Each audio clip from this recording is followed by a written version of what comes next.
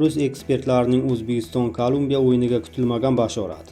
O'zbekiston futboli tarixida misli ko'rilmagan, millionlab o'zbekistonliklar o'nlab yillar davomida orzu qilgan buyuk kun yetib keldi. O'zbekiston bosh jamoasi o'z tarixida ilk marotaba Jahon chempionatining guruh bosqichida maydonga tushadi. Joriy yilning 18-iyun kuni Toshkent vaqti bilan ertalabki soat 7:00 da Mexiko shahrining muhtasham stadionlaridan birida O'zbekiston terma jamoasining Janubiy Amerikaning eng kuchli va xavfli grantlaridan biri Kolumbiya terma jamoasiga qarshi o'ta shiddatli va tarixiy bahs kutib turibdi. Butun o'zbek xalqining diqqat e'tibori ushbu uchrashuvga qaratilgan bir paytda Rossiyaning futbol olamidagi eng mashhur va nufuzli tahliliy manbalardan biri hisoblangan futbolkulichki.net sayti ekspertlari bo'lajak dramatik bellashuv uchun o'zlarining qiziqarli va kutilmagan prognozlarini taqdim etishdi. Tarkibdagi jiddiy yo'qotishlar rossiyalik sport sharhlovchilarining qayd etishicha, O'zbekiston milliy terma jamoasi musobaqa mezbonlari tomonidan Oq uy zaminida unchalik iliq kutib olinmagan bo'lsa-da, bu omil afsonaviy italiyalik mutaxassis Fabio Cannavaro boshchiligidagi jamoa a'zolarini ruhan sindira olgani yo'q.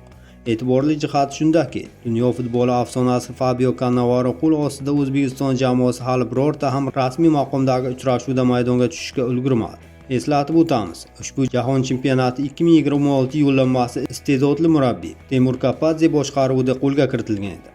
Iyun oyida o'tkazilgan so'nggi o'rtoqlik va nazorat bahslarida Cannavaro shogirdlari ketma-ket 2 marotaba mag'lubiyat alamini tortib ko'rishdi. Biroq dunyo grandi hisoblangan Niderlandiya terma jamoasiga qarshi kechgan uchrashuvda ko'rsatgan mazmunli o'yin sifati va irodasi italiyalik bosh murabbiyning shaxsan o'ziga juda ma'qul kelgan. Mundial starti oldidan milliy jamoaning eng katta va og'riqli muammosi tarkibdagi asosiy yetakchilar, ya'ni Odil Hamrobekov, Hojiakbar Alijonov, Jaloliddin Masharipov va Aziz G'aniyevlarning jarohat hamda boshqa sabablar tufayli ushbu musobaqada jamoaga yordam bera olmasligi bo'lib turibdi. Rossiyalik yetakchi futbol tahlilchilari va ekspertlari xalqaro maydonda ko'plab bukmekerlik idoralari O'zbekiston terma jamoasining ichki salohiyati hamda kuch-qudratini yetarlicha baholamayapti degan to'xtamga kelishdi.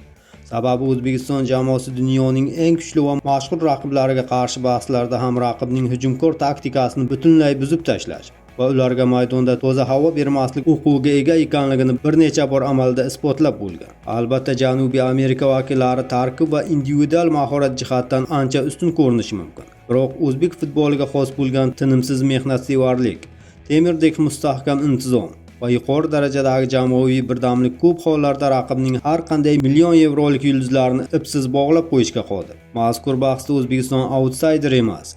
O'zbekiston milliy terma jamoasi o'zining tarixiy debyut uchrashuvida Kolumbiyadagi qudratli raqibga qarshi mardonavor qarshilik ko'rsatadi va mazkur uchrashuvda aslo mag'lubiyatga uchramaydi. Kamida durang yoki tarixiy g'alaba. Jahon chempionati 2026 musobaqasining eng so'nggi va eksklyuziv xabarlari, O'zbekiston milliy terma jamoasining Mexikodagi tarixiy yurishlari va sport olamiga oid eng ishonchli voqealarni hamisha biz bilan birgalikda kuzatib boring.